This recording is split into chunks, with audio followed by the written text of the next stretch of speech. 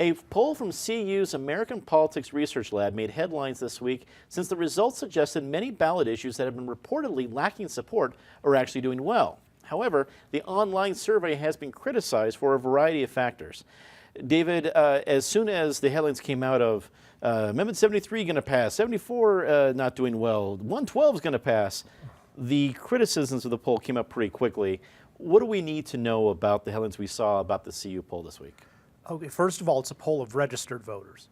And we know from vast experience that this close to an election, a poll of registered voters has no value. Serious pollsters do follow-up questions and they try to make some estimates of how likely it is that the person will turn out, which is always difficult.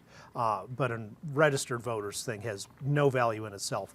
On top of that, as the Colorado Sun did a good job of reporting, these questions were not the questions as they will appear on the ballot or a paraphrase of them. They were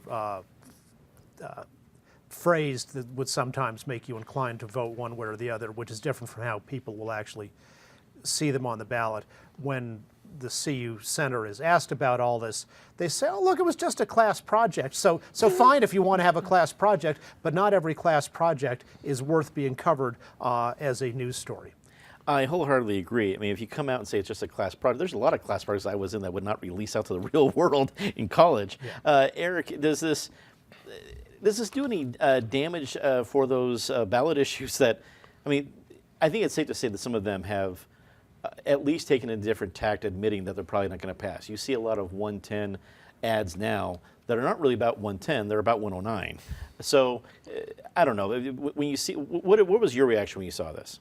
Are you disputing the results of this poll, Dominic? You don't think it Call came me down? cynic. You don't think it came down on stone tablets? No, I think David's criticism is on the mark.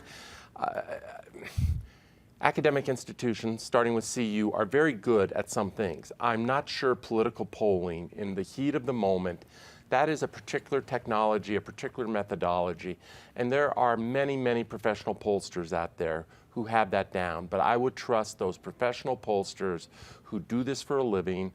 Sometimes they miss, but they live by their reputation, and you can go online now and find out whether they get an A grade or a B grade or whatever grade they get. And I would trust their numbers and their methodology and their thought process much more than this, quote, class project. I know higher ed is hurting for money in the state. If CU really believes the numbers they have are going to foreshadow the outcome, call me up and we'll make a wager. Megan, when the Denver Post puts their name on a poll, I got to imagine it takes a little more seriously than this poll did, and they probably don't rely on a class project. But when polls come out like this, make big headlines, and then are, I don't want to say debunked, but are criticized roundly, and I think fairly, does it do damage to the polls that have a lot more thought put into it, like we'll see from the Denver Post or other organizations trying to do a better job? It does damage them. It undermines their credibility.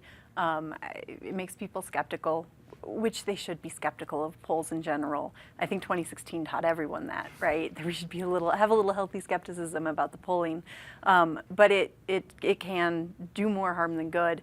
And I don't know to what extent it can create a, oh, well, maybe it has a chance of passing.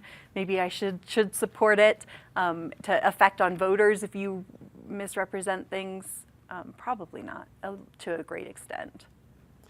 Patty, you have wisely commented on the show many times that sometimes it points out that someone can use a good copy editor. It sounded like this polling needed a good copy editor. Any other critiques or reactions you have? Well, part of it is we've heard so little polling on most of these amendments and ballot measures that people were really eager to jump on this and think maybe it meant something, but Megan's right. 2016 shows that polls have very little to do with the ultimate outcome.